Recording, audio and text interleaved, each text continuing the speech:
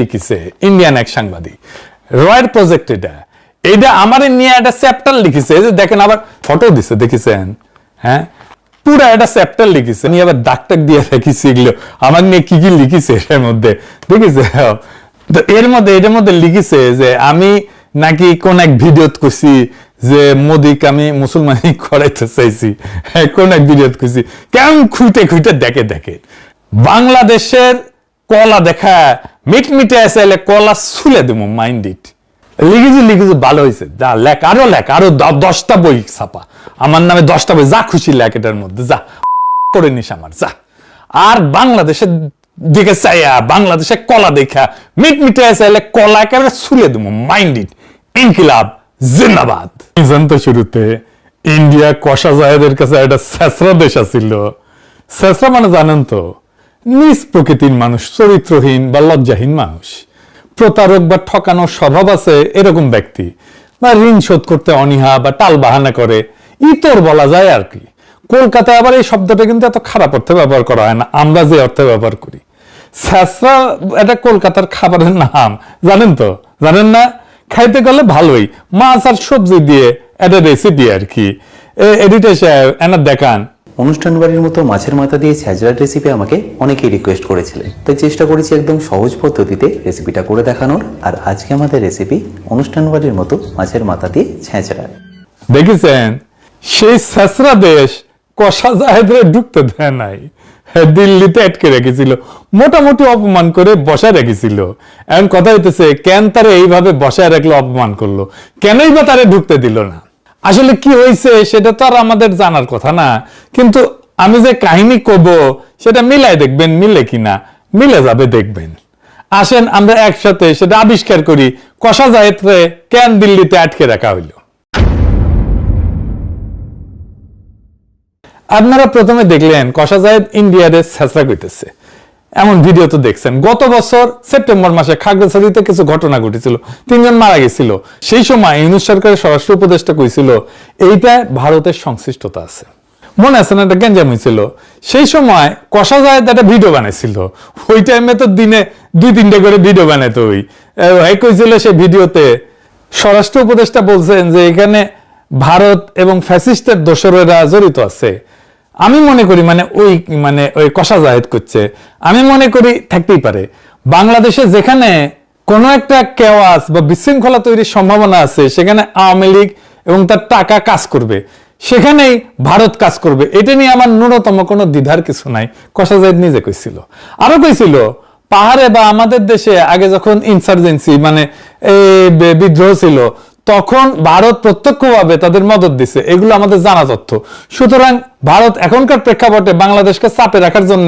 এমন কিছু করবে না এটা আমি মনে করি না করতেই পারে কিন্তু সরকারের এই কাজগুলো অনেক আগে থেকে বুঝে প্রিএমপ্টিভ স্টেপস নেওয়া দরকার ছিল ঘটনা ঘটার পরেও এমন ভাবে পরিস্থিতি নিয়ন্ত্রণে নেওয়া দরকার ছিল যাতে অন্তত জানমালের ক্ষয়ক্ষতি না হয় আমরা মর্মান্তিকভাবে 3 জন মানুষ মারা যেতে দেখলাম সেই ঘটনাগুলো যেন না ঘটে এই কথাই কইছিল আমার কথা বিশ্বাস করার দরকার নাই তার নিজের মুখে শোনেন এইটা সে বানার দেখান আমরা স্বরাষ্ট্র উপদেষ্টাকে কথা বলতে দেখলাম তিনি বলছেন যে এটার সাথে ভারত এবং ফ্যাসিস্টের দোসররা জড়িত আছে আমি মনে করি থাকতেই পারে বাংলাদেশে যেখানে কোনো একটা কেওস তৈরির সম্ভাবনা আছে এবং এই কেওসটাকে আরো বেশি খারাপ করে তোলার সম্ভাবনা আছে সেখানে আওয়ামী লীগ এবং তার টাকা কাজ করবে সেখানেই ভারত কাজ করবে এটা নিয়ে আমার কোনো ন্যূনতম কোনো দ্বিধার কিছু নেই আর পাহাড়ে আমাদের আগে যখন ইনসার্জেন্সি ছিল তখন ভারত প্রত্যক্ষভাবে সেটা মদত দিয়েছে এগুলো আমাদের জানা তথ্য সুতরাং ভারত এখনকার প্রেক্ষাপটে বাংলাদেশকে চাপে রাখার জন্য এমন কিছু করবে না এটা আমি মনে করি না করতেই পারে শুনিছেন আচ্ছা বলেন তো ইন্ডিয়া কখনো কইছে যে আমরা খাগড়াছড়িতে আগুন জ্বালায় রাখবো গ্যাঞ্জাম করবো কইছে কয় নাই তাও কষা জাহেদ কইতেছে ইন্ডিয়া এটা করতেই পারে ইন্ডিয়া কয় নাই তারপরেও কইতেছে ইন্ডিয়া এটা করতেই পারে তারপরে সে উপদেষ্টা হইল পশ্চিমবঙ্গে নির্বাচন হইল শুভেন্দুর ঘোষিত নির্বাচনী ইস্তেহারে 1 কোটি বাংলাদেশি মুসলমানকে তাড়ানোর পরিকল্পনা দেওয়া হইলো সে নির্বাচনের আগে পারফরমেন্স করে দেখাইলো কেমনে বাংলাদেশিদের দাওয়া দেবে ধর বাংলাদেশি ধর এডিটর সাহেব দেখান আর একবার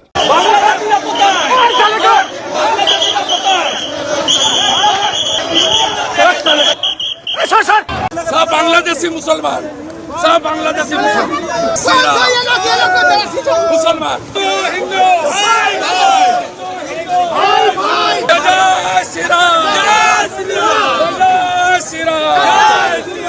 দেখেছেন না এটা? তারা ডিটেনশন সেন্টার বানাইলো, সেখানে সে ডিটেনশন সেন্টার অনেক আটকে রাখলো, সেখান থেকে নানা পয়েন্ট দিয়ে বাংলাদেশে পুশিনের চেষ্টা করলো, অনেকগুলো পয়েন্ট দিয়ে রাত্রেবেলা করে আমাদের বিজেপি ঠেকাইলো গ্রামবাসীর সহায়তায়। অনেক পরিবার নোম্যান্স ল্যান্ডে অবর্ণনীয় কষ্টের দিনের পর দিন কাটাইলো, আমরা দেখছি না। সুরেন্দ্র দাবি করলো 5,000 পুশব্যাক করেছে, এর মধ্যেই কোনটিতে ঢুকিছে কে জানে। আর এই কষা জায়েদ কইলো ইন্ডিয়া ইচ্ছা করে না এটা। ঠিক একই সময়ে আসলো ইন্ডিয়ার নতুন হাই কমিশনার। সে কি বললো জানেন? আসেন সেটা একটু দেখি। সে কইল আমাদের যা পপুলেশন আছে 140 কোটি, মানে ইন্ডিয়ার, তার সঙ্গে 20 কোটি অ্যাড করছি, মানে 160 কোটি। আমি এখানে যা করতে চাই তা সব একসঙ্গে হবে, আলাদাভাবে ভাবছি না। দেখছেন না আমি হেঁটে চলে আসছি, একই আকাশ, একই বাতাস, একই যন্ত্রণা। আমাদের যন্ত্রণা কিভাবে এক হয় রে হারামজাদা? আমাদের যন্ত্রণা তো ইন্ডিয়া, আমাদের স্বপ্ন কিভাবে এক হয় রে হারামজাদা? তোদের স্বপ্ন তো অখণ্ড ভারত। তোরার আমার স্বপ্ন, তোরার আমার যন্ত্রণাকে এক নাকি রে হারামজাদা? আমি একটাই কথা বলতে পারি, আমাদের যা পপুলেশন আছে 140 কোটি, আর ওতে আমি 20 কোটি অ্যাড করে দিই, তাহলে 160। আমি যা এখানটা করতে চাই ওইটা 140 নাই, 60 অ্যাডেড, এখান থেকে 20 অ্যাড করে দিচ্ছি, তাহলে যা হবে একসঙ্গে হবে, বুঝেছো? আলাদাভাবে আমি ভাবছি না, আমার মনে ওইটা ঢুকছেই না। দেখুন তো, হেঁটে চলে এলাম, মনে হচ্ছে না যে আমি বাংলাদেশে এসেছি। ওইটা দেখতে হলো, তাকে বললো হ্যাঁ আপনি বাংলাদেশের বর্ডারে, এমনি মনেই হচ্ছে না। সবসময় আমি বলি একই আকাশ, একই বাতাস, একই যন্ত্রণা। তাহলে আমরা মিলে মিশে ভিসার সব বললে আমার সব মাথায় আছে, একটা খালি বলে যায় সবাই খুশি হবে, ওই কাজটা করবো।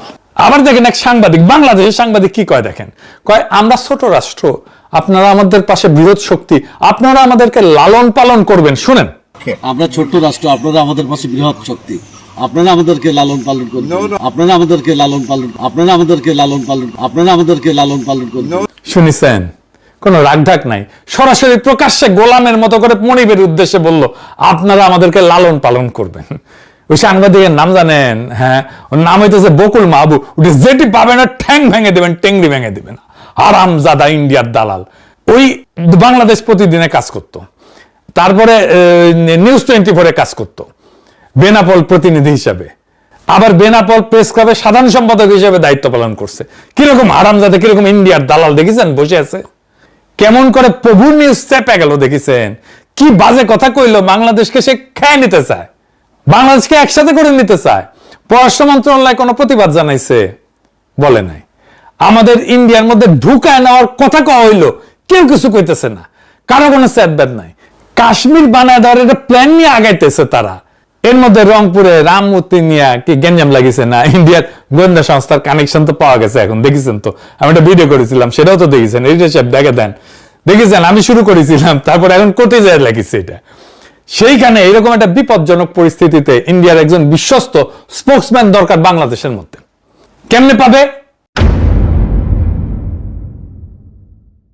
ইন্ডিয়ার মেলা স্পোকসম্যান আছে, পুন্ডের আলো, দিল্লি স্টার, এগুলো সেগুলো আছেই তো, কিন্তু পলিটিশিয়ানদের মধ্যে, সরকারের মধ্যে বুড়া কিছু আছে, যেমন ধরেন শিলং সালাউদ্দিন আছে, আমির খসরু আছে, মির্জা ফখরুল আছে, বা মেজর হাফিজ আছে, গয়েশ্বর আছে। এ তো বলবে না, রিস্ক আছে। এই প্রো ইন্ডিয়ান কথা কবে কষা জাহেদকে দিয়া, সে ইন্ডিয়া ইচ্ছা করে পুশিং করতেছে না, এইটা বলে যে পয়েন্ট হারাইছিল, যে গালি খাইছিল, সেটা গেইন করার জন্য এই নাটকটা করা হইলো দিল্লিতে।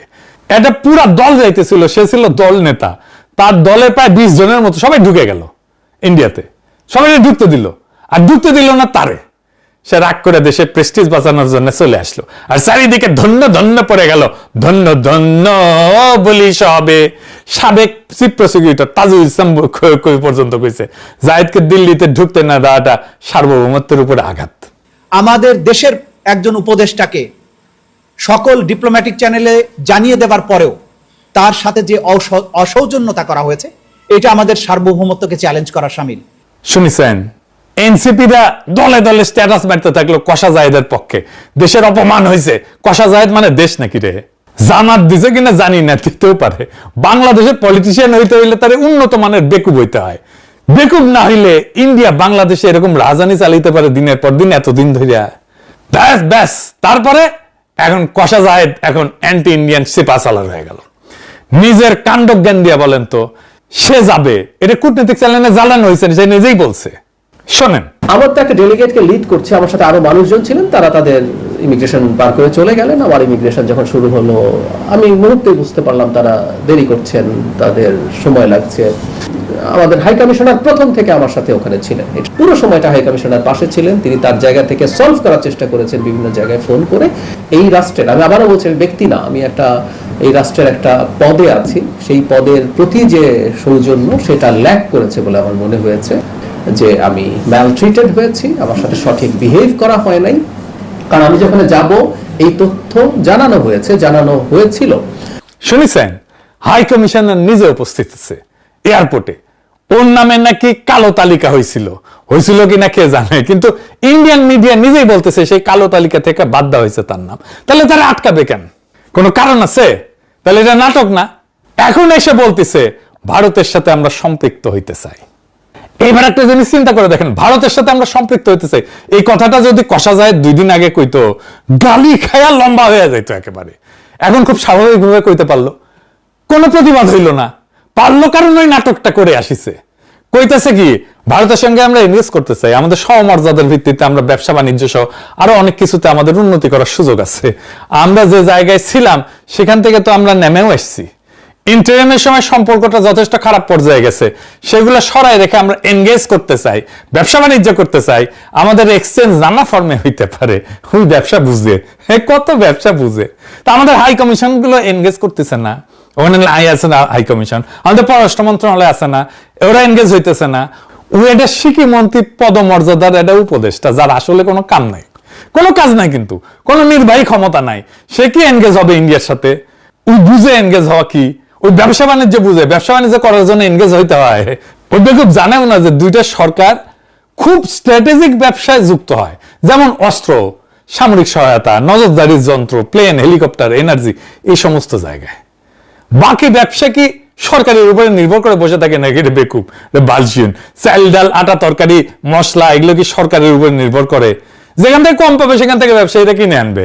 হাসিনার আমলে তো অবাধ বাণিজ্য চলিছে না ইন্ডিয়ার বাংলাদেশ, আমরা কি এক্সপোর্ট করতে পারছি ইন্ডিয়া? উল্টে আমাদের ইকোনমিকে মানসিকভাবে পঙ্গু করে ফেলা হয়েছিল।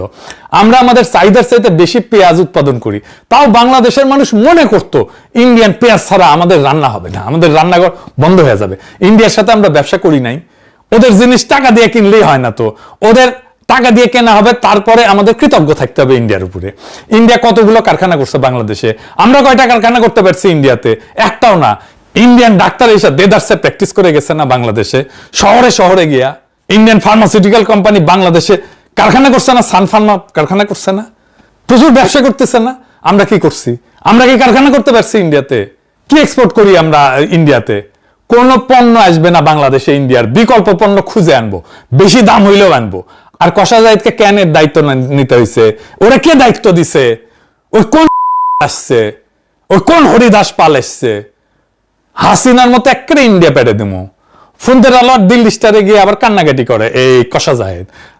মানে বুঝেছেন তো, সব ইন্ডিয়ান রসুনের কিন্তু ফুন্দের আলো আর দিল্লি স্টার। উটি যে যাবি, সে যে জামাত হোক, এনসিপি হোক, বিএনপি হোক, যেই হোক, মনে রাখবেন ওই লোকের, ওই পলিটিশিয়ানের টিকি বান্ধা আছে ইন্ডিয়ার কাছে। খেয়াল রাখবেন কে যাচ্ছে ফুন্দের আলো আর দিল্লি স্টারে, তারা কখনো বিশ্বাস করবেন না, যেই দলের হোক না কেন, যত বড় নেতা হোক না কেন। এবার আসেন এই ত্রিবেদী বাবুরে নিয়ে কথা বলি। ত্রিবেদী হইতেছে দয়াল বাবা, ওর শখ হয়েছে কলা খাবি বাংলাদেশের, তো গাছ লাগে খা। দয়াল বাবা কলা খাবা, গাছ লাগায় খাও, পরের গাছের পানে কেন মিটমিটায় চাও রে বাবা। তোমার কলা তো ছোলা না, বাংলাদেশে পাবলিক করলে চুলে দিবে তোমার কলা। আবার কইতে পারো এত বেশি চুল কেন, এবার বুঝে দাও। আমার হয়েছে যন্ত্রণা, এই যে বইটা দেখেছেন, এই বইটা এই যে ইনশাল্লাহ বাংলাদেশ, বাংলাদেশের বর্ষা বিপ্লব নিয়ে লিখিছে ইন্ডিয়ান এক সাংবাদিক, রয়ের প্রজেক্ট। এটা আমার নিয়ে একটা চ্যাপ্টার লিখিছে, এই যে দেখেন, আবার ফটো দিছে, দেখেছেন? হ্যাঁ, পুরা একটা চ্যাপ্টার লিখিছে, নিয়ে আবার দাগ টাক দিয়ে রেখেছি এগুলো আমার নিয়ে কি কি লিখিছে এর মধ্যে, দেখেছে? তো এটার মধ্যে লিখিছে যে আমি নাকি কোন এক ভিডিওত কইছি যে মোদিকে আমি মুসলমানি করাইতে চাইছি, কোন এক ভিডিওত কইছি। কেমন খুঁটে খুঁটে দেখে বাংলাদেশের কলা দেখা মিটমিটে আছে কলা ছুলে দেবো মাইন্ড ইট লিখেছি ভালো হয়েছে যা লেখ আরো 10টা বই ছাপা আমার নামে 10টা বই যা খুশি লেখ এটার মধ্যে যা করে নিস আমার যা আর বাংলাদেশের দিকে চাইয়া বাংলাদেশে কলা দেখা মিটমিটে আছে কলা একেবারে ছুলে দেবো মাইন্ড ইট ইনকিলাব জিন্দাবাদ।